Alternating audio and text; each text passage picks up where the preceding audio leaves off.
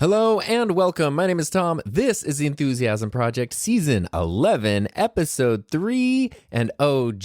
We're going to talk about an OG topic, which is how to start a podcast. And I think that's a fun thing to talk about because it can sound very confusing and be intimidating, but it seems like more and more people every day are like, oh, I should start a podcast. People tell me I should have a podcast, but how do you actually do that? How do you do the thing I'm doing right now? And I thought it'd be fun not only to record a podcast episode, but to record a podcast episode about podcasting. We're layers deep here. But before we get into that, of course, we're going to talk about gear, as is tradition. And today I'm using something I've never used on this podcast before. But since we are talking about starting a podcast, I'm using something that I used the very first time I ever started a podcast in my life. So the microphone I'm talking into right now is the Audio-Technica AT897, which is a very weird choice to be using as a podcast microphone. And it's running into the Rodecaster Pro 2, and it is on the Rode Broadcaster setting. So the preset that comes with the Rodecaster for Rode's Broadcaster microphone, that's what I'm using with this Audio-Technica microphone.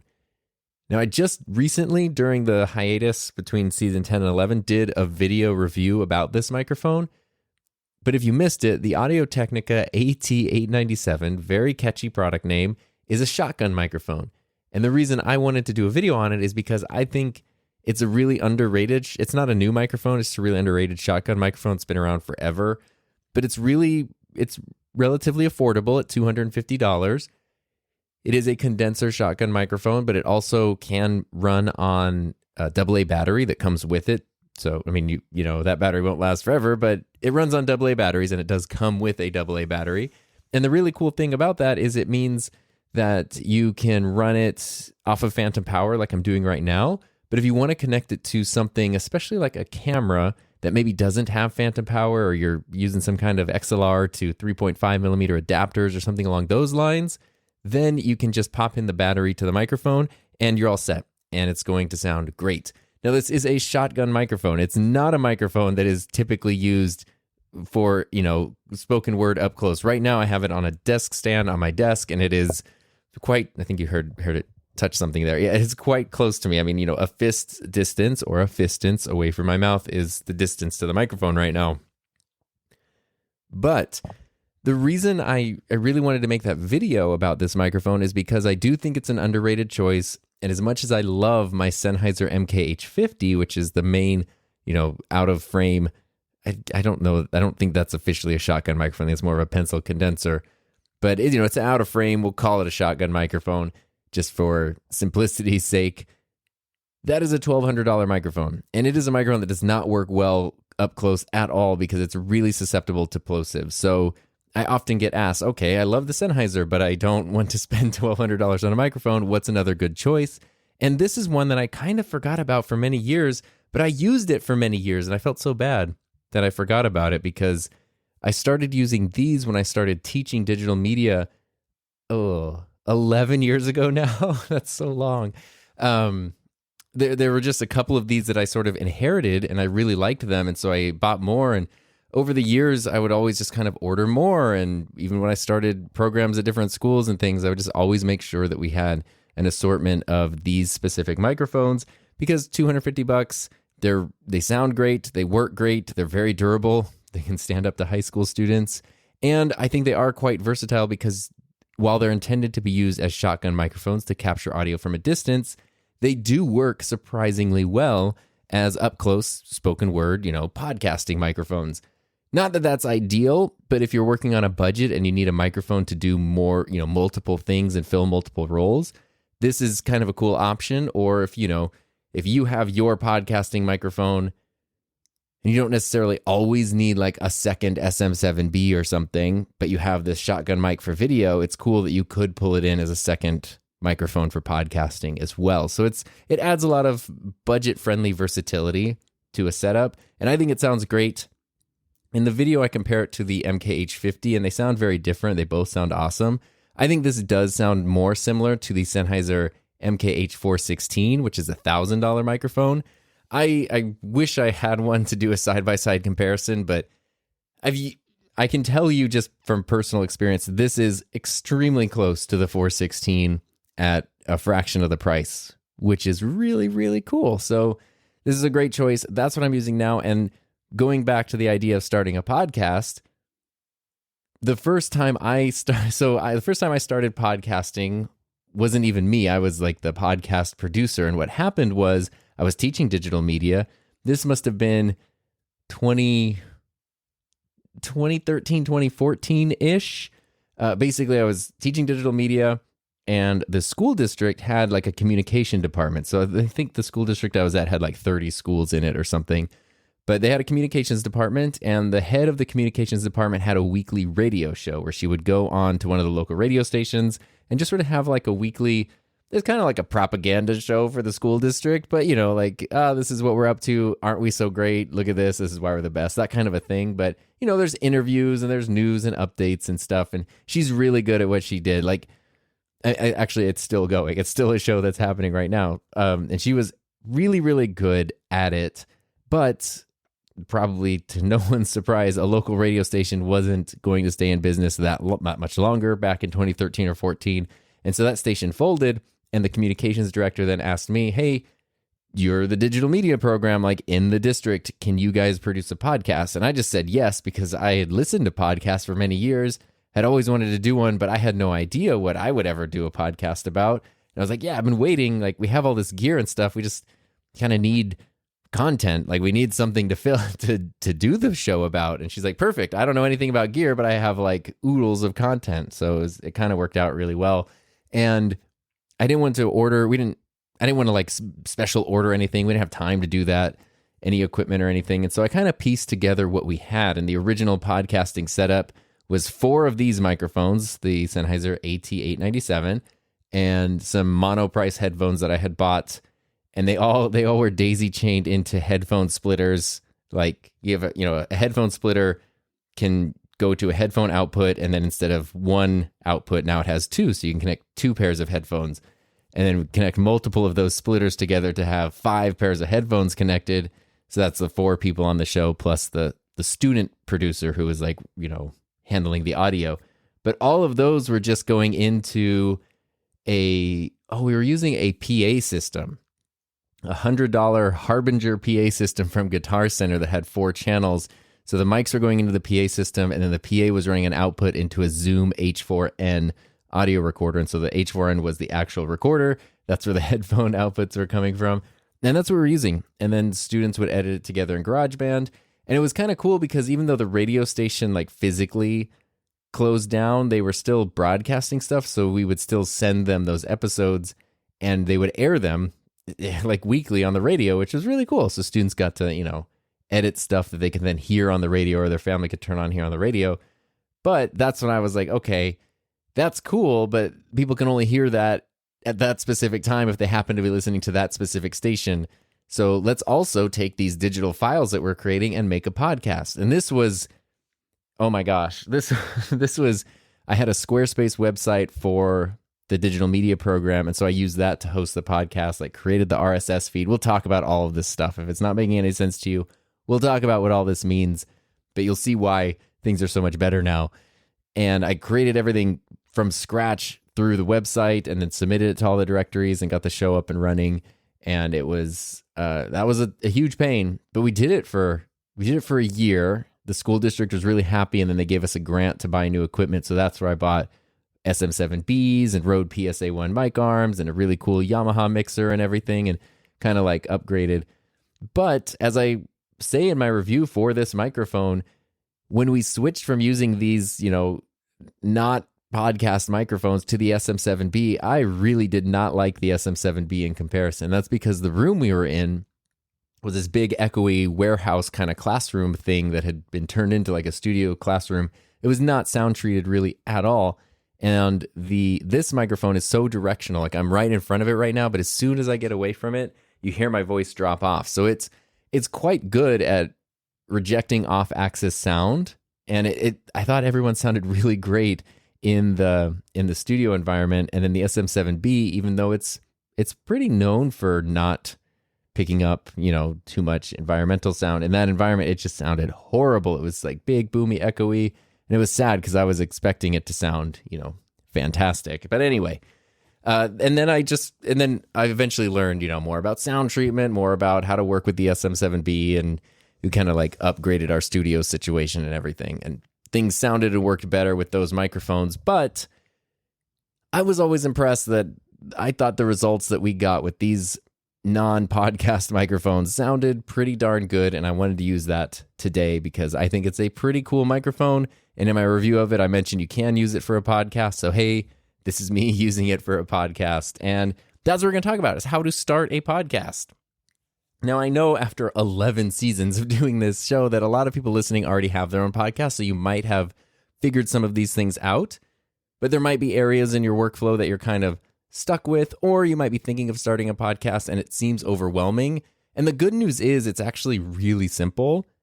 The tough part is that it is overwhelming when you just have the idea, like, I want to start a podcast, and that's where you're at, and where you're looking to be is like having a show that's available on all the directories and published and everything. It feels like the gap between those situations is just insurmountable, and there's so many things to keep track of. But if you break it down piece by piece, very quickly you'll find yourself going through the process. And so what I want to do today to break this down is I took my Podcaster Playbook podcasting course, shameless or shameful self-promotion, and I essentially like condensed it because that is the whole process from start to finish. But it's, it's quite long. It's many, many hours of videos, and it involves then you making your actual episode and sharing it and everything. We don't got time for that today. So I just took kind of the core concepts from the sections and really condensed them, because at least can give you a broad look at everything. And maybe if you're looking to start your own show, it will either help answer questions or point you in the direction of what questions to ask next for certain parts of the process. And some parts you might feel more comfortable with than others. And even if you already have a show, maybe you'll catch something that you didn't realize or find a way to improve your show. And since we are talking about something that's based on the podcasting course, I did want to, just for this episode, I'm only going to put this here. I'm not going to share it anywhere else. I have a promo code. You can use promo code Enthusiasm at podcasterplaybook.com to get 10% off the Podcaster Playbook. It will also work on my other courses as well, the Podcaster Idea Book and Rough Cut to Final Cut. So all three of those, if you want 10% off any or all of them, you can use promo code Enthusiasm, and I'm only putting that in this episode. But that's not to say you have to use those. That's only if you think they're a good fit for you. But you don't, I'm not telling you that's the only way to do any of these things, because this is just my process. I'm just one person. This is how I approach it. But this is what I've learned from all these years, going back to like doing it on my own website with incorrect microphones, to today's world where it's like, I'm fortunate enough to have a lot of good podcasting gear, and the resources for creating your podcast are they're just so much better than they were a decade ago. So let's kind of jump in. I broke this down into 5 parts. So the 5 parts would be concept and branding. The second one would be planning. The third one would be production. Fourth one would be editing. And fifth one would be hosting and distribution. So that's kind of what we're going to go through and break down. And I promise it won't be as dry as that sounds. It sounds like the world's most boring PowerPoint presentation. But I promise it's fun, hopefully interesting. Well, I promise it's interesting and hopefully fun, I guess. So let's start up talking about concept and branding, because this is sometimes the most difficult part. People get intimidated over like, I don't know anything about microphones, and how do I connect this, and how do I host something, and I have to create artwork. That stuff is like so easy compared to coming up with a concept. And unfortunately, this is not the like, I don't have a silver bullet for coming up with a concept, but this is like what your show is about. I do have a few things that I can help guide you with. And essentially the thing to remember is that this is all about your idea. don't worry about the production side of things yet. So this first part here, concept and branding, we're just talking about your idea. What's the concept for the show? Who is your audience that it's intended for? This really is often the toughest step. And there's nothing wrong with taking a lot of time to sort of figure this out and maybe brainstorm even several ideas. You don't just have to like come up with one idea and run with it. But, you know, sometimes you might go, oh, I wanted to do a podcast about this topic, but I'm also interested in this. I've also want to do a show like that. Maybe explore all of those, because as you start to like flesh them out, you'll probably be able to see which ones have legs and which ones don't. And that's a really helpful thing to do. And once you have your idea or your couple of ideas, instead of just saying, okay, cool, I'm going to do a podcast about, you know, I'm looking at my phone. So I'm going to do a podcast about iPhones. And cool, that's the topic. There's a lot of stuff to talk about, smartphones, technology. But what about it? Like, what would the episodes be? So once you have your concept or a couple of concepts that you like, the best thing to do is to then break those down into potential episode topics. And here's a slightly, I promise this is not just all self-promotion, but I have a course called the Podcaster Idea Book, and it's $99, but you can use promo code Enthusiasm for 10% off. And it basically walks you through a lot of these exercises with like worksheets. And it's stuff that I used to do with my students all the time. So that's why I wanted to put it together, because I actually saw it work many times, going from people with blank stares to people who had ideas to actually produce stuff with. So I kind of walk you through like how to come up with an idea, how to break down the idea if you need that extra help. But you can totally do it without having to be in the course. I just wanted to throw that out there, that is there as a resource. Generally, the important thing to do, though, is take your idea and start breaking it down into episodes, because I think I've talked about this before. Statistically, most podcasts stop after 7 episodes. And I think there's a variety of reasons for that, but 7's a tough number. It doesn't seem like a lot of episodes, but once you start making a show, 7 is a lot. And it's enough that like the newness and the excitement of the show starts to wear off. Your first episode, you know, it might be tough in terms of workflow and process and nerves and all that stuff, but it's really fun and really exciting. And even the second show is too, because it's like, okay, we did the first show, let's do it again. And then you kind of get the third, fourth, fifth, and it starts to, that's the point where it can become more of like I don't say a routine, but the excitement wears off. And now it's like, there's a grind in place, and you just sort of realize, oh my gosh, you know, like, am I just going to do this forever? What happens? And a lot of people just sort of run out of steam at about 7 episodes.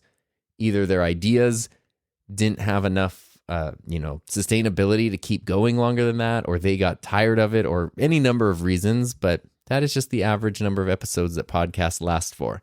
So my goal when working with people to help them come up with podcast ideas is to get them past 7 episodes, get to episode 8, get to 9, 10, 11, 12, all that. And then I really think you should celebrate your 8th episode if you get there, because that's a big thing. And I have fallen victim to this myself. The Ska podcast, that was the interstitial between seasons 10 and 11. I don't know if you noticed how many episodes of that there were, but it was 6. It was not even 7.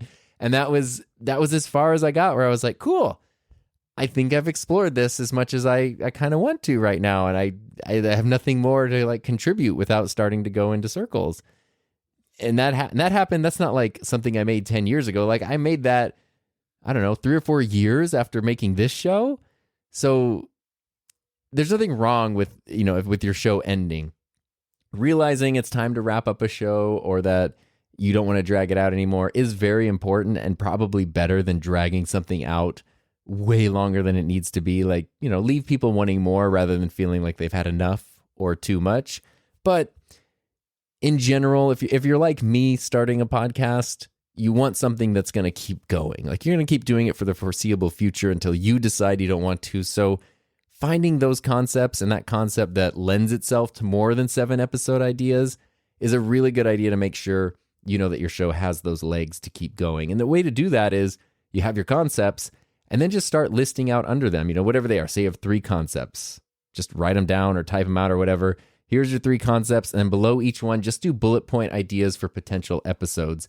And you'll probably notice surprisingly quickly that you don't have a lot of episode ideas for each topic. And then you can figure out, okay, this main idea here, I have 3 episode ideas for, and that's it. This one I have 7, and this one I've written 12, but I feel like I could keep going. Well, that's probably the one to focus on, because the other ones, clearly there's something there that's just, there's not enough there, and it's going to like kind of run out of steam potentially. It doesn't mean they're terrible ideas. Sometimes, if you go with what the idea that's kind of flowing the easiest when you start, you're going to build up this skill set, and you're going to gain experience, you're going to gain knowledge, and you're going to be able to go back to those other ideas that maybe didn't seem like they had enough to keep going. And you might now be able to sort of build them up a little bit more to be more sustainable and to actually keep going. So it doesn't mean you'll never get to do those other ideas. You just want to focus on the one that lends itself naturally to the most episodes to start with. So once you've got that concept and you're happy with it, it's a good idea to think of a title for your show. And there's a reason you want to do this stuff early. It doesn't mean you can't ever change it, but having this concept, it's almost like making a YouTube video. I have found a lot of times it can be significantly easier if I have the title and the thumbnail done before I actually make the video. And that sounds sort of silly, but it gives me like this container to work within rather than sort of feeling like this amorphous, could be anything, boundaryless situation. It sort of gives me a direction, and everything kind of goes, everything I'm making, recording, editing kind of fits like, does it go with this title? Does it go with this thumbnail? And the same thing can be true for your show. So when you think of like, what's the title for this podcast? Okay, that's going to help kind of navigate you as you figure out your episode ideas, as you figure out your topics and how you want to approach and structure things and all that. So even before coming up with your first episode, coming up with your title is really important. And again, you can change it down the line. It doesn't mean you're committed to it forever, but it's a really good idea. Obviously, you probably want it to be catchy and memorable. A trick that I like to use, this kind of goes with anything creative, whether it's a podcast or even a YouTube channel or whatever, is imagine someone telling their friend about it, and how would they describe it? Like if they can't remember the name of your show, that wouldn't be great. Like, have you heard of, do you know like Tom Buck has a podcast? Yeah, it's called The Enthusiasm Project. You should click on. Even that's kind of like maybe a little not catchy enough, but you can imagine someone telling their friend about it. A problem that I had when my YouTube channel was called The Enthusiasm Project was that people could not tell people about it. It was too confusing. People didn't remember because it was me on camera. And so many times I would see like a live stream or something where someone would say like, oh yeah, I found this YouTube channel. I really like it. It's this guy. There's a lot of blue, Tim something, like enthusiast. Like nobody could remember the channel name. And that was a problem because that meant even when they wanted to share it, they couldn't. They couldn't look it up easily. They couldn't tell people about it easily. It was a huge problem. And so switching to my name, fortunately, my name is short, simple, and easy to spell. It's spelled exactly like it sounds. So that works really well. And for me, that then made it much easier for people to say like, oh yeah, go look up Tom Buck on YouTube. But the podcast, I wanted to keep as The Enthusiasm Project. And it, maybe took a while. It was an instant where it was like, oh yeah, that super catchy title or whatever. But now it kind of works. And that's the same thing to sort of keep in mind when you're coming up with your own title is what not only fits the topic, but what's something you can imagine someone easily telling somebody else about. We all know how fun it is to have people recommend podcasts to us. Don't you love that? And you go out and listen to them right away. Well, imagine your show being one of those things. I'm laughing because sometimes that's not a fun thing to have happen. But, you might even want to just scroll through, like go to Apple Podcasts, go to Spotify or YouTube or whatever, and just scroll through and see different titles and how people approach them and what kind of thing stands out to you. The next thing after your title is your cover art. This is something you don't want to leave to the end because it's an important part of like actually creating accounts for your podcast. That's also why it's something I think you should do early. Again, you can change your artwork at any time. It can be as simple as you want. It can be as complex as you want. You could even go nuts and have an individual artwork for every episode, or you can just have one artwork for your whole podcast forever until you feel like changing it. That's entirely up to you. Podcast artwork typically is 3,000 by 3,000 pixels. And, you could do it yourself for free in something like Canva. If you got, Photoshop experience, you can use Photoshop. You could hire someone to do it. You could go on Fiverr. There's a bunch of different ways to develop podcast artwork. Again, keep it simple. Don't try to be too think of how small podcast artwork usually looks in a directory. I don't think podcast artwork is nearly as important as like a YouTube thumbnail is, but having something that's catchy, that gets the title of your show across, that maybe gets the vibe of your show across is probably a really important thing to do. Again, remembering that you can change it at any time. So do the best you can, but don't stress out about it too much. And that's kind of that first step. This is before you even think about a piece of equipment or a piece of software or anything like that. This is coming up with what is the concept for this show, finding a concept that has multiple episode ideas, ideally at least 7, let's say at least 8 episode ideas, and then figuring out a title and putting together artwork for that. Once you've done that, then you're ready to kind of dive into more of the planning or the pre-production phase, which would be part 2 of putting together a podcast. So this is where you're going to outline your episode ideas. You have those episode ideas, which could literally be, 1 word, 2 words. Say you're doing a podcast about cameras. The first one could be new Canon releases. The second episode, new Sony releases. Third one, Canon versus Sony. Fourth one, best lens selection. Just really simple ideas for your episodes. You don't need to build them out any more than that. Now is when you can take those ideas and start building them out a little bit more, maybe even combining them, adding in new ones. Having this plan, having this content plan, for lack of a better term, will keep you super organized, and it's definitely going to make your recording sessions go so much smoother. This is also where you probably want to decide on the format for your episodes as well. There are tons of different podcast formats out there. Do you want to do solo discussions? That's like what I'm doing right now. It's a person in a room talking to themselves. That's most of my episodes. And that works for me for a number of reasons, for the most part. Do you want to do interviews? Do you want to do storytelling? Are you doing fiction, nonfiction? Are you world building with all kinds of sound design and, you're really creating an auditory experience for the listener? Or are you doing something really simple like what I'm doing right now, which is I play a song at the beginning, I talk for a while, and then I play a song at the end, and that is the whole show. And most of the time I can do that just in the Rodecaster Pro without even editing it. Sometimes I do record, pause, and that's about it. Sometimes I do need to edit. Do you want to take a different approach and you spend, you go into an audio editing program and you build out layers and layers of audio. You have interviews, you have sound effects, you have music cues, you have all this stuff, all of which are great. And it just depends on what you want to do, what you like to do, what you're capable of doing, and probably most importantly, what actually suits your idea the best. You want to have a format that actually fits the concept of your show in a way that makes the most sense. So whatever works best for your idea and feels the most natural to you is definitely the way to go. This is where you can also think about how you want to do scripts or outlines. Some podcasters use scripts and read them word for word, and that's cool. There's nothing wrong with that at all. Some people like me, we stick to outlines. So you sort of have bullet point outlines that you go through, but it's not word for word. Right now there's a thing that says scripts versus outlines, and that's what I'm talking about. But there's not a script that I'm reading word for word everything that I'm saying right now. I just know I need to talk about scripts versus outlines. I'm familiar with those concepts. I've taught those concepts. I've worked with those a lot.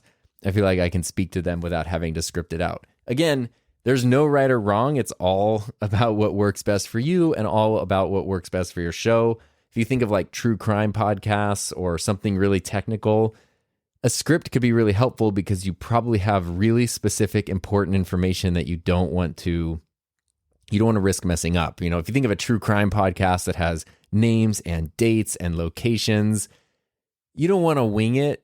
You don't want to hope that you remembered, oh yeah, it was October 12th, 1998. Oh, sorry, I meant 2008. That's going to change the whole dynamic of the show and people following along and everything. So it really does depend on your show. whether or not you want to do a script versus an outline. And of course, it depends on your personality. I definitely recommend using some kind of software to either write your script or your outline.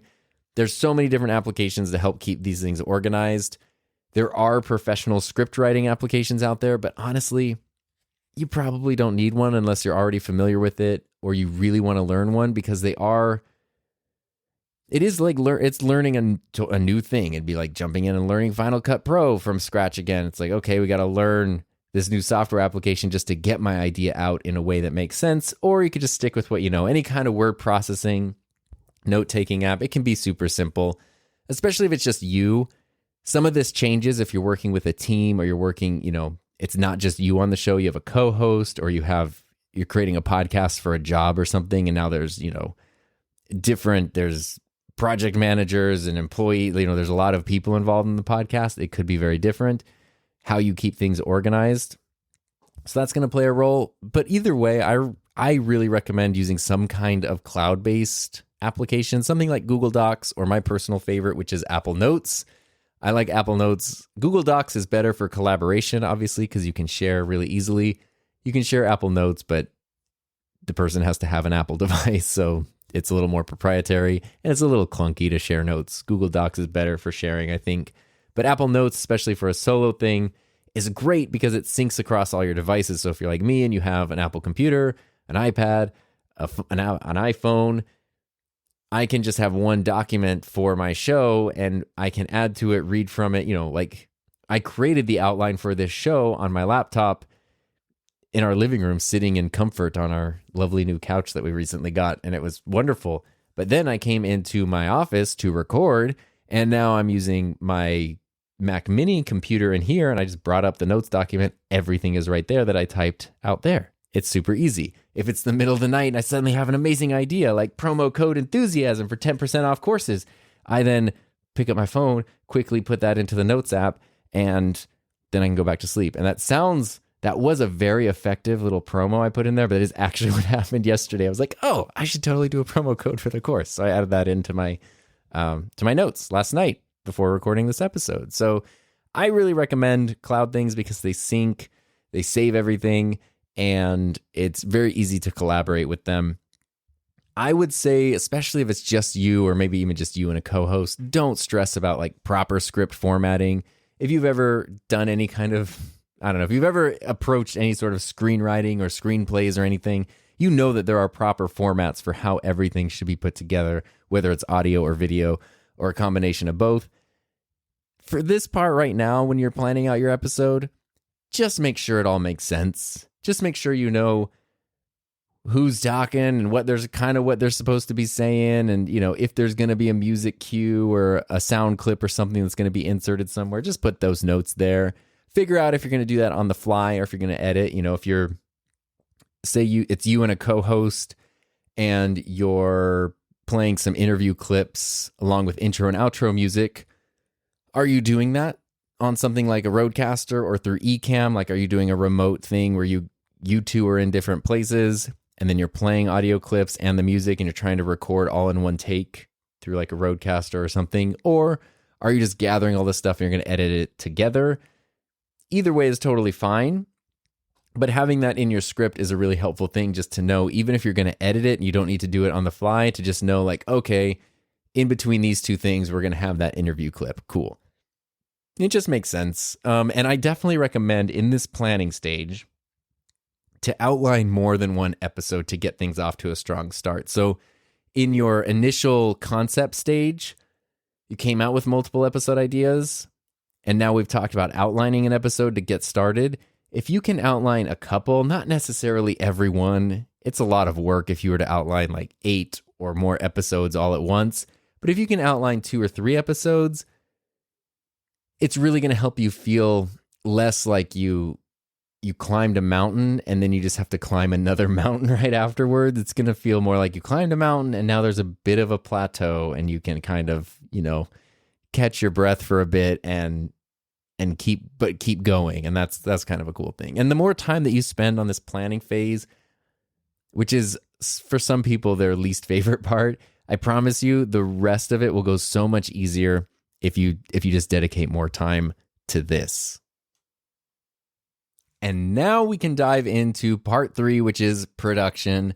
Probably my personal favorite part. I love the hands-on production part. A lot of people, this is what they think of, or at least one of the main things they think of when they think of making a podcast, talking into a microphone and recording, and there's equipment and stuff. This is, again, a very broad overview. This is not in the weeds, like super specifics. My whole course covers that. There's a million resources on YouTube that cover that. This is just sort of a broad look at how you would produce a podcast episode. So now you've got your episodes, you've got a couple of episodes, outlined or scripted, at least one outline scripted, and it's time to dive in and record. So this is where a lot of people do feel super overwhelmed because of all the options when it comes to equipment and software. The best advice I can give you is to keep things simple. If possible, start with what you have. Don't go crazy and buy buy Joe Rogan's studio. If you got the budget for it and you know that you're going to use all that stuff and you really want it, sure. But for the most part, I keep it simple and try to just work with what you got. If you are on a budget, you can just use your phone. You can use the voice memo app and basically create a podcast studio in the palm of your hand, and you're good to go. The audio quality is not going to be phenomenal when you use your phone. Yeah. But it's enough to get started. So whatever you're listening to this on, if you're listening to me right now on a device, there's a very good chance you could use that device to create a podcast, produce a podcast, publish it for free. So you have everything that you need right now. You probably want to take things a little bit further than that. So you can get started with just your phone, but if you do want to take things further, there are definitely a few important things to consider when it comes to equipment. The biggest one being, says the guy sitting in a relatively fancy studio, you don't need a fancy studio. You really don't. You can work with what you've got. You can use a kitchen table. You can record in your car. You can record in a closet. Cars and closets are really great podcasting studios because they're usually quite soundproof. Closets especially, because the hanging clothes are amazing sound treatment, and it works quite well. And you'd probably be surprised how many well-known podcasts were recorded in places like that, or were recording in places like that well into their show's run. So that is an option if you don't have like a place to go in your house or your apartment or wherever you're at, your workplace. Try to find the quietest place you can record at. If you can sound treat stuff, that's cool. You don't need to put up foam and stuff everywhere. If you can just try to find a place that's relatively quiet and just do your best. There are some tools you can buy. There's little things like isolation shields, they're kind of like these curved foamy things. You get them on like Monoprice and stuff for $75. And it's like you're sort of talking into some soundproofing, but it has a mic mount in it, so you can mount a microphone or a recorder right there, talk into it, and it sort of helps turn any environment into a relatively usable space. But even without that, just sheets, pillows, clothing, stuff that you can position places like that will really help you be able to record on the fly. And if you want to dive into simple equipment, I'm sure that if you're listening to this show, you might have more than a passing interest in equipment. You might already have a lot of equipment. But if you have nothing and you're looking to get started, a simple USB mic is definitely the way to go. My recommendation is the Sennheiser Profile because it is so simple and it has all physical controls, and it's $130. It's relatively affordable. If that's too expensive, I like the Fifine USB mics because I think they sound more than Fifine, especially for the price. A lot of them are like under $40. But the Profile is that perfect overlap of functionality, sound quality, reliability. It's something that even if you upgrade your equipment later on, you'll probably still have a use for it. And it's also not crazy expensive. So if you're diving into a show and then you decide after a few episodes that you want to stop, you're not going to feel like you have maxed out your credit card or something. It's like, having a nice little USB mic is a really helpful thing anyway. Or if you can commandeer something like I'm doing right now with this shotgun microphone, if you have, any of the more recent Rode video mics or even like the Deity ones as well, a lot of those function as USB-C microphones as well. So if you've got like a VideoMic NTG or something, or a Rode VideoMic Go 2, you can use those as USB microphones and then record just into some kind of software on your computer. You would need, if you're using a USB microphone, some kind of software to record into. It can be super simple. Like you can use QuickTime or whatever the Windows equivalent of QuickTime is, or you could use like GarageBand or Audacity. Those are both free applications. You can, of course, use paid stuff like Adobe Audition or Logic Pro or Pro Tools if you wanted to go like absolutely nuts. Any kind of recording software is fine. Well, I guess I was going to say, we might touch on this later, but something that my students used to ask me all the time, because I taught them to edit video on Final Cut Pro, and then every once in a while we'd work on podcasting projects and stuff that were audio only, and they would say like, can I just edit this in Final Cut? And I remember the first times I would get those answers or get those questions, I would say no, like I wanted them to learn an audio editing application. But ultimately, if they asked me why, I had no real reason. Like they couldn't use Final Cut. It seems sort of inefficient, but like they were already familiar with editing in Final Cut, and you can just export audio only, and it has all of Logic's built-in like plugins and processing and stuff. So I kind of loosened up on that over time and was like, yeah, if that's what the tool you want to use to make your show, that's fine. Be aware that like, if you wanted to be a professional podcast editor, you're probably not editing audio only in Final Cut Pro. But for our 11th grade project we're working on, who cares? It's totally fine. And so if you are familiar, like you use Final Cut or iMovie or DaVinci or whatever, and you're familiar with editing video, you can just use those same programs to edit audio and then share it or export your file as audio only, and you don't have to learn anything else new. And you can usually even record directly into them as well. So that could be a pretty cool option. But there's a lot of really cool options. You definitely want to be monitoring yourself and listening to yourself, and that's again why I like the Sennheiser Profile. Most USB microphones have a headphone monitor, but not all of them do. Be sure that the one you're using does, because if you have to plug your microphone into your computer and then plug your headphones into your computer to listen, there's always going to be a delay because the signal's going into the computer and back out to your headphones. And it's going to be this little lag that will break your brain and make you talk in a very strange way that is not pleasant for you or pleasant for anyone else, and it kind of breaks your brain. You definitely want to have a USB microphone where you can plug headphones directly into, because then there's no latency and you can listen to yourself perfectly in real time, exactly like I'm doing now through the Rodecaster Pro 2. So, and that actually brings up a good point too, because USB microphones are awesome for solo podcasts, but if you're working with more than one person in the same physical space, they can get a little tricky.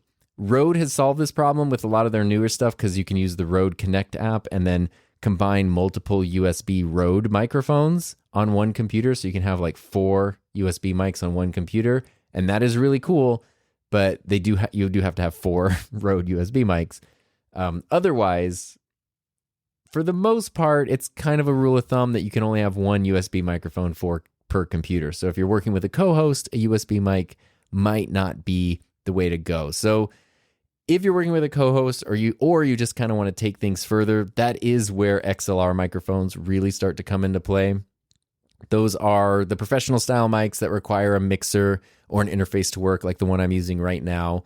And the cool thing about XLR mics is the number of options you have is ridiculous. And it doesn't, like, they don't even have to be new. You can get an XLR mic from 50 years ago and it might be better than something you could buy that's brand new. Like, it's one of those rare cases of technology where the age doesn't mean anything. If anything, older sometimes is better. So that's pretty cool. And you can get, inexpensive ones under $100.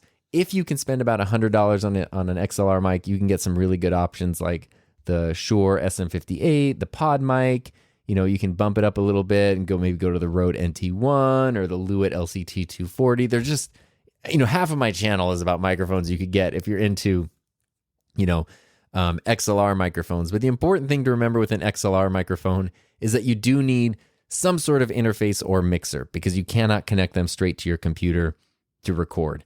And that's where, last week I talked about the Rodecaster and everything. that's where that decision comes into play. So stuff like the Rodecaster I'm using now, these bigger podcast mixer interfaces, the advantage that they have is the biggest advantage I think they have is they have onboard processing and onboard recording.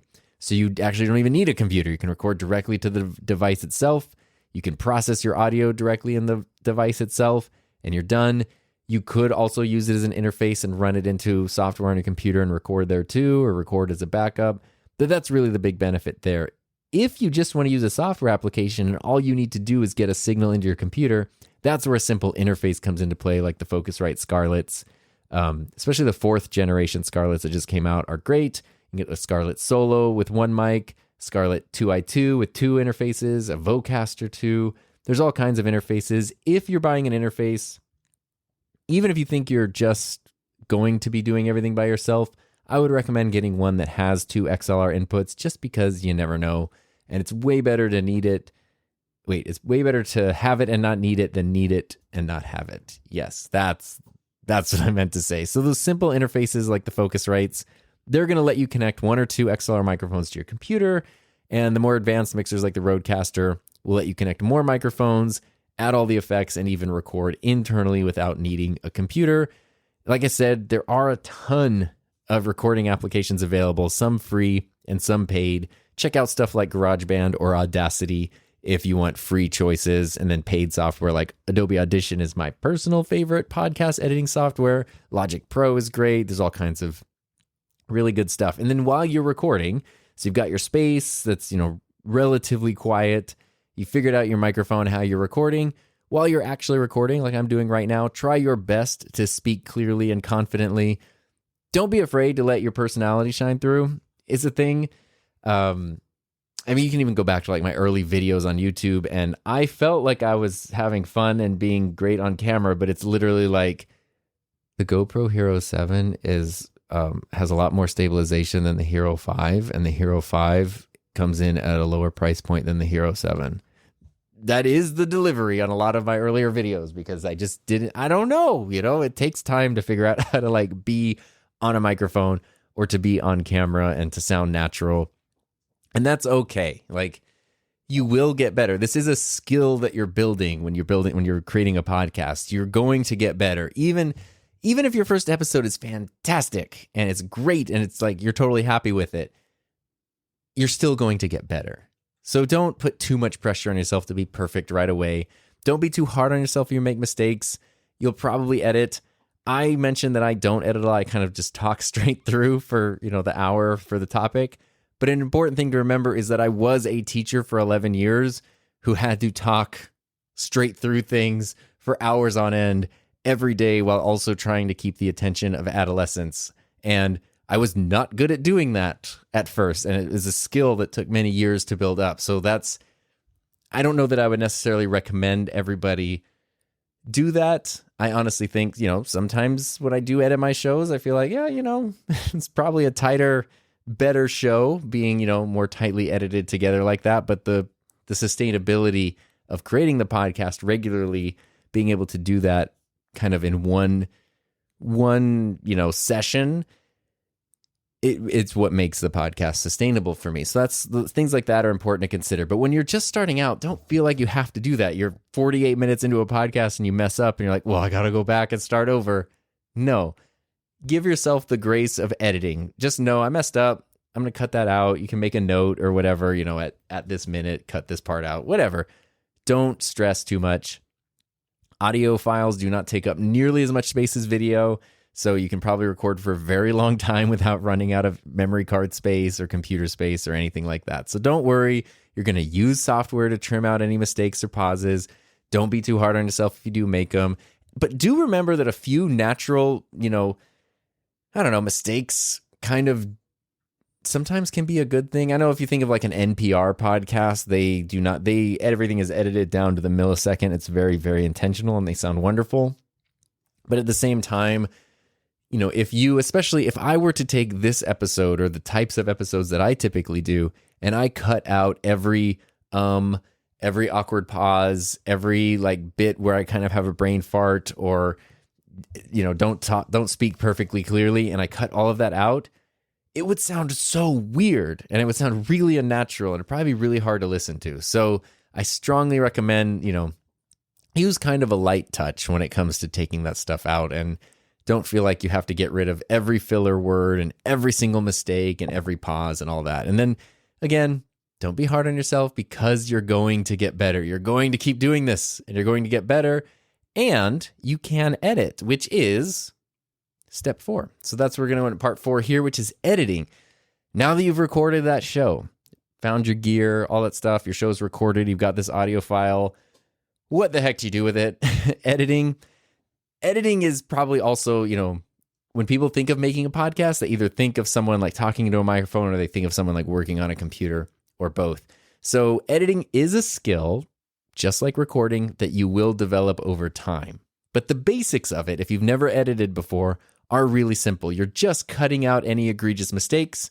You're adding in some interesting elements like music or sound clips, and maybe making a few adjustments to the audio to help things sound their best. If you notice something's a little too quiet or a little too loud, or, you kind of wish there was a little more bass here or whatever, you can get into some EQ. We're not going to talk about, the really intense audio EQ that can happen. Just basic things can be done to your audio to help it sound a little bit better during the editing process.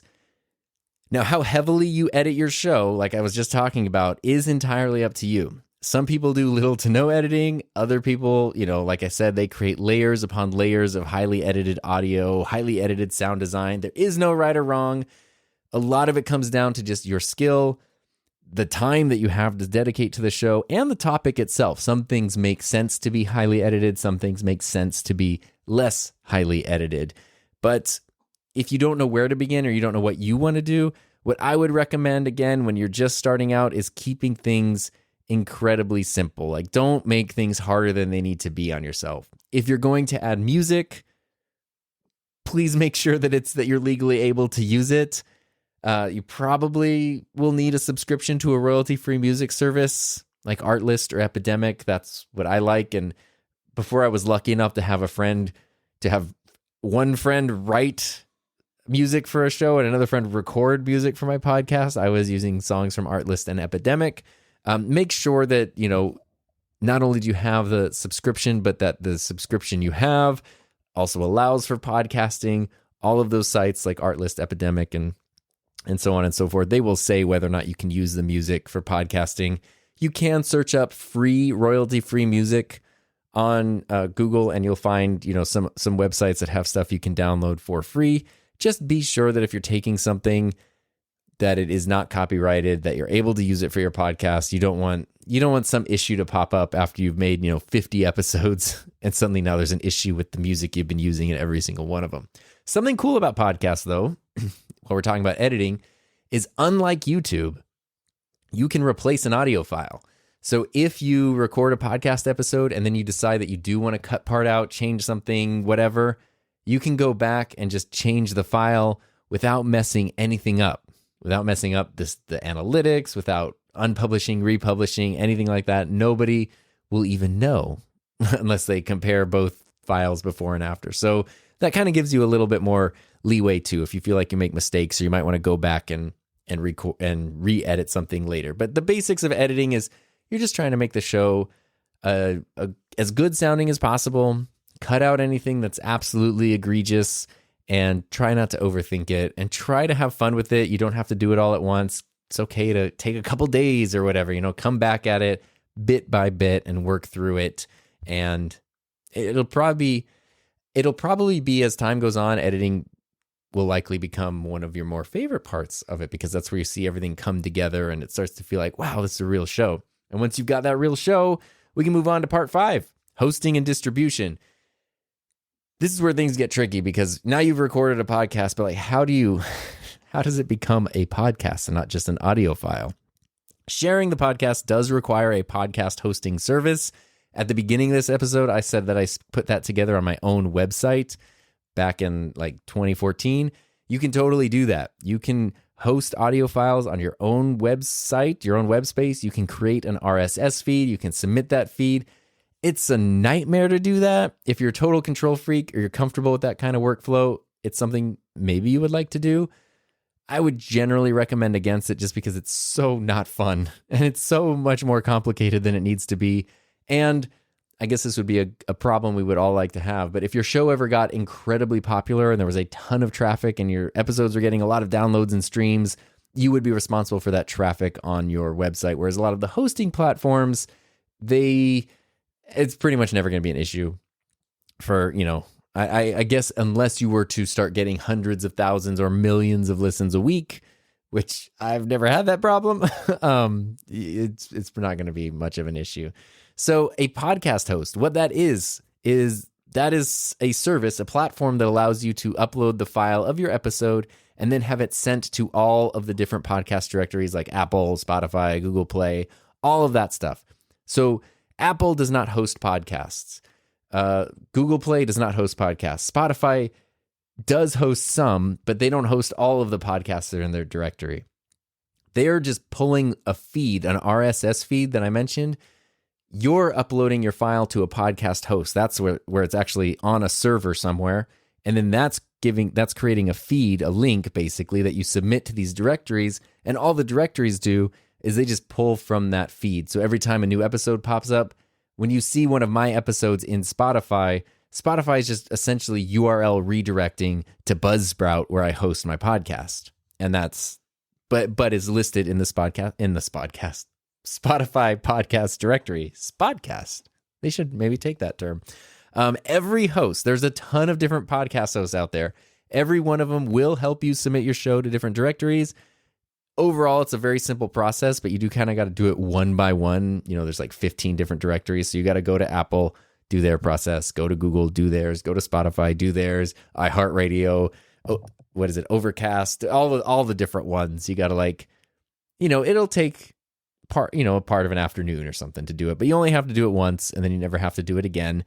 It's pretty simple. That process does vary a bit host to host. So whatever platform you're hosting your show with, they will give you specific directions, and it's pretty much the same process. But one thing I love about Buzzsprout is they are so clear about how to submit to everything. It gives you step-by-step instructions, tells you what to copy and paste, what to click on, what to do for every podcast host.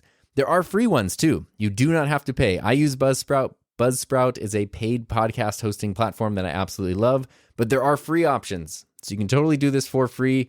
Spotify for podcasters, formerly Anchor, is a good one that lets you share your show. You can view analytics. You can even monetize there, all for free. Paid hosting platforms like Buzzsprout, like the one that I use, they do all of that stuff too, but they do kind of give you more premium customer service and usually some more analytic options. And it's just kind of nice to be a customer sometimes rather than being the product, because Spotify is free. It works great. It's wonderful. It lets you get the job done, but it's also it's kind of I don't know. There's something different when I have an issue with Buzzsprout and I can get an immediate response or have a question. I can get immediate help right away, because as a customer, you're just treated a little differently than one of a million free users that they're trying to slap ads on the thing that you make, basically. But Spotify for podcasters is pretty cool. The online interface is great. I think they even have an editor built in now. They have a really cool mobile app, so you can do everything straight from your phone. That's, I think, the best free one. And then you can always change as time goes on. That's a really important thing to keep in mind, is as you're going through, you can just search, Google podcast hosting platforms, and you'll see a bunch. You'll see Spotify, you'll see Buzzsprout, you'll see a whole bunch of other ones, and just, click on them and see which ones seem to work for you, which ones you like, which ones interface you like, pricing you like, features, whatever it might be. They're all very similar in a lot of ways, but don't overthink it, because you can change at any time. And that's an important thing, is you can switch your podcast host at any time without it really disrupting your show. So don't feel like you're making a decision now that you're going to have to live with for years and years, however long your show runs. You can totally change your podcast host at any time. But definitely, check them all out and browse different ones. And once you've selected that podcast host, that's where you can upload your episode. But usually before you can publish anything, you're also going to need to share your title. You're going to need to share your artwork. You need to do all that stuff before you publish each show. Each episode just has its own page. It's almost like creating a blog post. You upload the file, write out the description. You can add in any metadata, artwork, whatever it might be. Click publish and you're good to go. Or you can schedule stuff in advance. You don't have to publish everything right away. I'm recording this episode on Thursday, but it's going to be published on Monday. I'm just going to use Buzzsprout to schedule it. So you could even, I've never done this with a podcast season, but some people schedule out their whole season. Actually, I lied. During the break with the Ska podcast, I scheduled those all in advance. So they published 6 weeks, but I didn't have to every week sit there and hit the button. Like, it was all done for me. I got to take my break. Show got to keep going. It was awesome. So that's kind of the basic process. Man, even as abbreviated as possible, it's still like an hour. That's the basic process of starting a podcast from start to finish. And this is an audio only thing. So next week I was thinking of diving in and talking about adding video to a podcast, which is a whole different beast. But I didn't want to talk about both these things at the same time because it is just overwhelming. So I hope that was helpful. If you got questions, feel free to reach out or thoughts or suggestions for podcast workflows, feel free to share those.